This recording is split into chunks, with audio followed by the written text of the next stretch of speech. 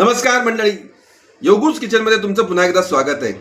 आज आपण बघणार आहोत कोकणातील अतिशय महत्त्वाचा असा पारंपरिक पदार्थ आंबोळी. हो, आंबोळी हा चिकन बरोबर, मटन बरोबर, रस्स्याबरोबर, चहा बरोबर खाल्ला जातो. परंतु त्याची तयारी जी आहे ती आधी करायला लागते. चला तर मग काय तयारी करायला लागते ते पाहूया. तर मंडळी, आंबोळीसाठी लागणारं साहित्य, त्याचं मेजरमेंट, तयारी काय आहे ते पाहूयात. हे पहा, ही मेजरमेंटची वाटी आहे आपली, मीडियम साईज. अशा 2 वाट्या हे तांदूळ. हे रेशनिंगचं असेल तरी चालतील, फक्त इंद्रायणी तांदूळ नको, नाहीतर कुठलाही तांदूळ चालेल. आणि ही 1 वाटी उडीद डाळ आणि अगदी 1 चमचा मेथी दाणे. तर मंडळी, हे सर्व जे आहे ते आपण छानपैकी धुवून घ्यायचं आहे वेगळं वेगळं, आणि ते वेगळं वेगळंच भिजवायला ठेवायचं आहे. जर मंडळी आंबोळ्या उद्या करायच्या आहेत तर त्याची तयारी आज करायला लागते. म्हणजे सगळं साहित्य जे आहे, तांदूळ, उडीद, मेथी दाणे, हे सगळं आज सकाळी छानपैकी स्वतंत्रपणे धुवून घ्यायचं, भिजवत ठेवायचं, आणि रात्री ते छानपैकी मिक्सरमधनं ग्राइंड करून घ्यायचं. चला तर मग आता हे आपण सगळं छानपैकी धुवून घेऊया. मंडळी, तुम्ही बघू शकता की आपण तांदूळ आणि उडीद हे वेगवेगळे भिजवलेले आहेत. मेथी दाणे मात्र मी तांदळामध्येच ठेवलेले आहेत, आणि हे दोन्ही आता आपण 8 ते 10 तास भिजवून ठेवूयात. मंडळी, तुम्ही बघू शकता आपण तांदूळ, उडीद आणि मेथी दाणे सगळे एकत्र हे केलेलं आहे, भिजवलेलं आहे. आता आपण ते मिक्सरमधनं ग्राइंड करून घेऊयात. चला.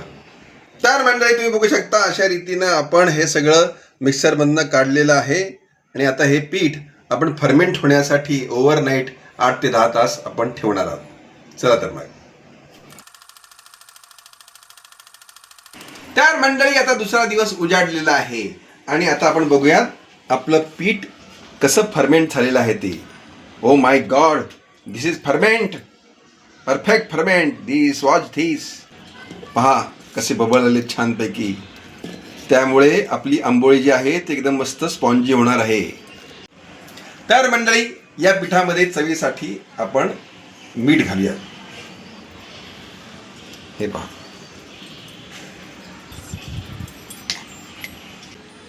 आणि थोडंसं पाणी पातळ होण्यासाठी. आणि आता असं हे छानपैकी ढवळून घेऊयात आपण. हे पहा. तर मंडळी, मी आधीच 10 मिनिटं काईल तापवायला ठेवली होती. काईल म्हणजे तवा, जाडा तवा. आणि आता हे बघा, याची कन्सिस्टन्सी तुम्ही बघू शकता. हे बघा, असं छानपैकी असं हे जमून आलेलं आहे पीठ. हे बघा, oh my God, see this. आता आपण ह्याच्यावरती काईलवरती आधी तेल लावून घेणार आहोत. हे बघा, असं आहे ना, आधी आपण छानपैकी तेल लावून घ्यायचं, पसरवून घ्यायचं. हे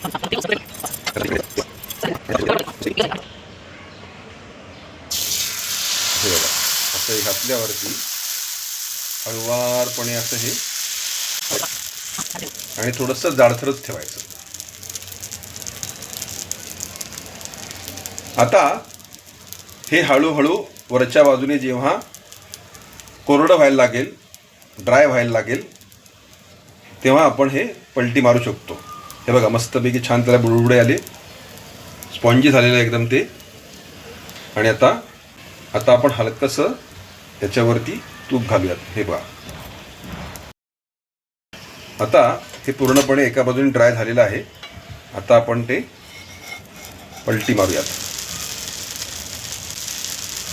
तुम्ही बघू शकता किती छानपैकी अलगद निघालं आहे हे. हे बघा, आणि अशी छानपैकी पलटी बसलेली आहे. आणि अशा रीतीनं आपली ही आंबोळी तयार झालेली आहे. हे पहा मंडळी.